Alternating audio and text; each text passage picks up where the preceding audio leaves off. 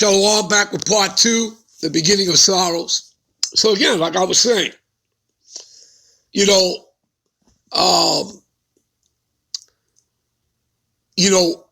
our slavery, the Northern Kingdom, the 10 Indian tribes of Israelites, that started with the Northern Kingdom.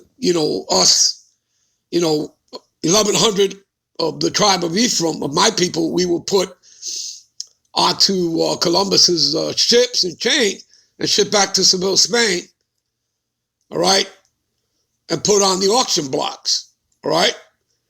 So Seville, Spain became, the capital, the kickoff of the Atlantic slave trade, all right? And that's 126, 127 years prior to them going to kidnap our brothers and sisters of the southern tribes of Israel, Judah, Benjamin, Levi, out of West Africa, all right? You understand? And Israelites were already scattered into all nations. Now they were going to be scattered even more through the Atlantic slave trade. You understand? Okay? Get it? You people understand that? You follow that? All right? So anyway, that's an example of unrighteous dealings, all right? Injuries. It runs deeper than injuries, doesn't it? It runs deeper than having your foot chopped off, your arm chopped off, okay? It runs deeper than that, doesn't it? All right? How about the slave master, coming to, to make a point to take the strongest slave and to have him stripped and not only whipped, but then to commit sodomy against them? Huh? How about that? How about that for injury? All right? How about, your wives being raped and your daughters, all right, and babies being used as alligator bait? How about that? All right? Riches got by the sea. Man, there are so many. Again, where to begin? And so I'm just giving you some examples, throwing things out there, because if not, I'd be here all day. All right? The FRN, right? The Federal Reserve Notes. Okay? Real wealth, real money is gold and silver. All right? Or like land, cattle. You understand? Property. You don't have that. They took that all away from you. They took all our wealth and resources for themselves. All right? As they continue to do all throughout the centuries, even to modern day. So when they go into a nation, they rob that nation of its what? Wealth and resources. Whether it be oil, whether it be drugs, whether it be gold, silver, whatever. You understand? And they use the military to do it. You understand that? There you go. That's what they call democracy. Okay? You understand? And then they put in a central bank enslaving that nation. All right? So riches got by the sea. Again, they could have given out where you give out napkins as a Federal Reserve note. They could have done it that way. It's worthless, people. In reality, it's worthless. It's not backed by anything. You understand? All right? So riches got by the sea. You have a better understanding. And the kingdom, right? The kingdom here on earth is translated from one people onto another. All right? To better understand that, let's go back to the prophecy.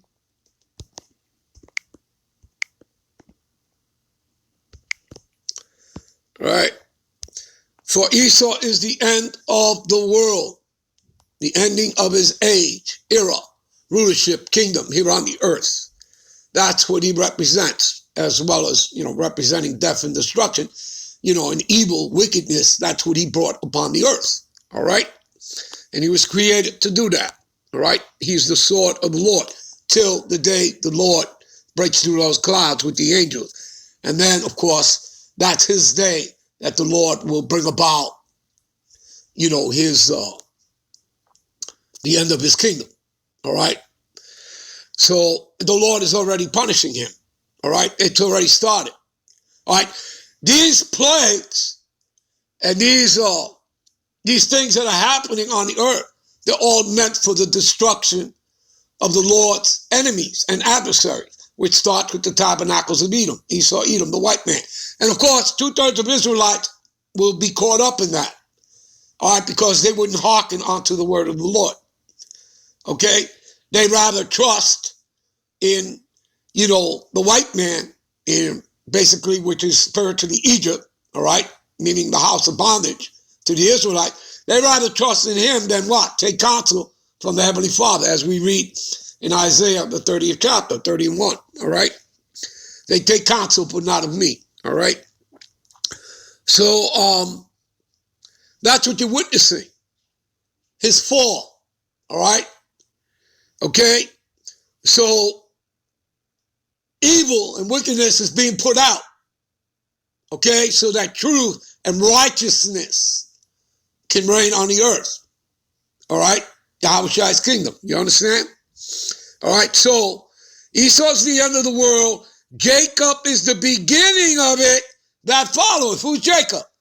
Negroes, Latinos, and Native Americans. They are the descendants of Jacob. They make up the 12 tribes of Israel, the northern and the southern kingdom. And they are going to be co-heirs to the kingdom. Romans 8:17 will tell you that. We are joint heirs to the kingdom with Yahweh. You understand that? And that's talking about the 144,000. All right, right there. Okay, so the Edomites, this is not the end of the world. This is just the end of his rulership. The earth abideth forever. Certain parts of the earth will be destroyed. Okay, America, Babylon the Great, totally a desolation desert. All right, no one's going to live here. This place will be uninhabitable. All right, and it's going to be a memorial unto the Heavenly Father, Yahweh, his son, Yahweh, and the Israelites. Okay, this is a sacrificial altar of burning sacrifice unto the Lord, which you read about in Isaiah, the 34th chapter, verse 4, 5, and 6. All right? Verse 34, Isaiah 34, verse 5 and 6. That's where you read that. All right, so again, the other parts of the earth that are going to be destroyed, like Europe, right, which is known as the bottomless pit. And that's, because, they lack, resources, okay?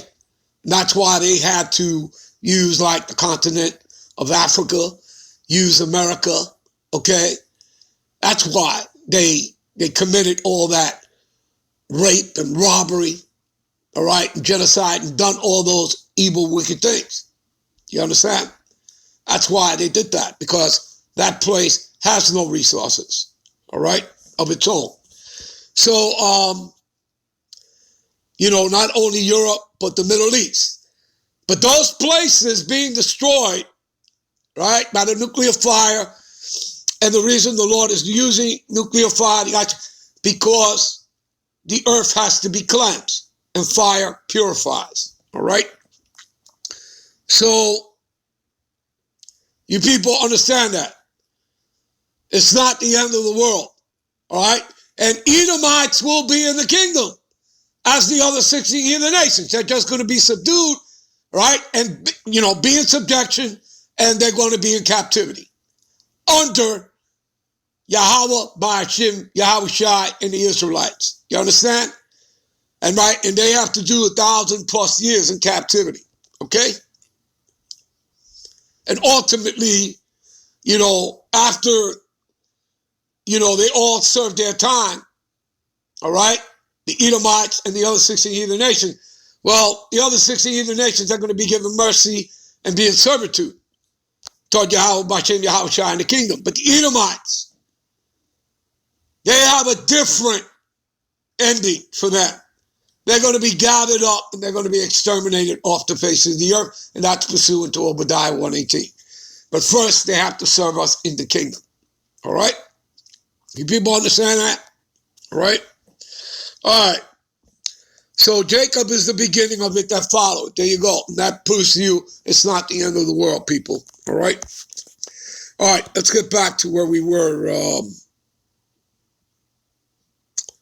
Okay. All right, Escalatius.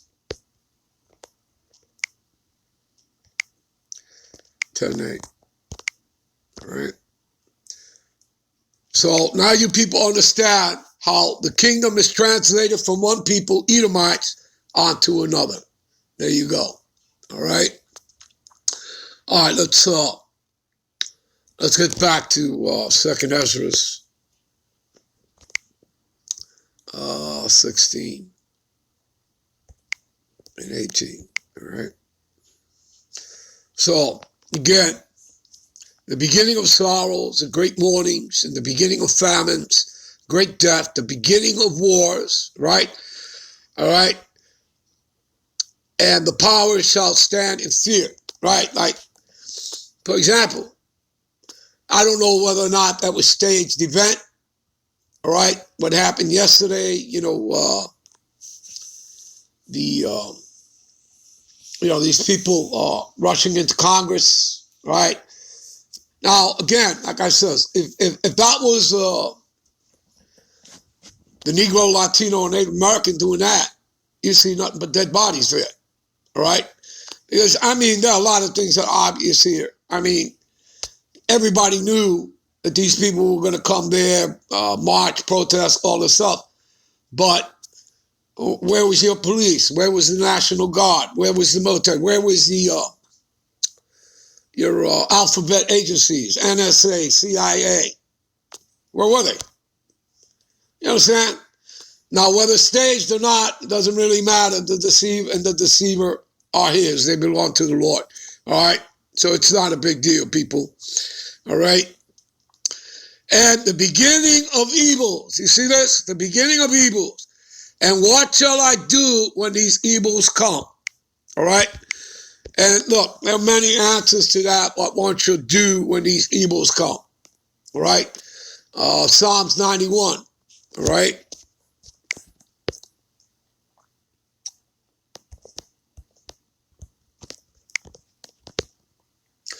Psalms 91 is an example. All right? He that dwelleth in the secret place of the Most High shall abide under the shadow of the Almighty. See that? And what's that secret place? These scriptures. All right? Ultimately what? The prophecies. Okay? The parables, the dark sayings. But it's about being in these scriptures. You understand? If you're in these scriptures, you're in the heavens. All right? You're under the wings of the Almighty. Okay? I will say the Lord, he is my refuge and my fortress, my God, in him will I trust. Surely he shall deliver thee from the snare of the fowler, who is who? Esau, Edom, all right? He's the sword of the Lord. Psalms 17:13 tell you that. And from the noisome pestilence. What is that? The ICBMs, that nuclear fire, all right? He shall cover thee with his feathers, and under his wings shalt thou trust. His truth shall be thy shield and buckler. See that? See that? Okay, you people get it? All right, what's another one? Quickly go there, because we're going to have to come back with part 3. Isaiah 33. All right, Isaiah 33 and 6. Wisdom and knowledge shall be the stability of thy times and strength of salvation. You see that? Well, your guns are not going to bring you salvation. All right, what are you going to do? Shoot at the Lord and the angels with your guns? At the chariots? What you call UFOs? And what do you think? That's going to have some effect? You people out of your minds. All right? And fear of the Lord is his treasure. There you go. That's where everything starts. That's where wisdom and knowledge start, with fear of the Lord. All right, people, we'll end this here and come right back with part 3. Shalom.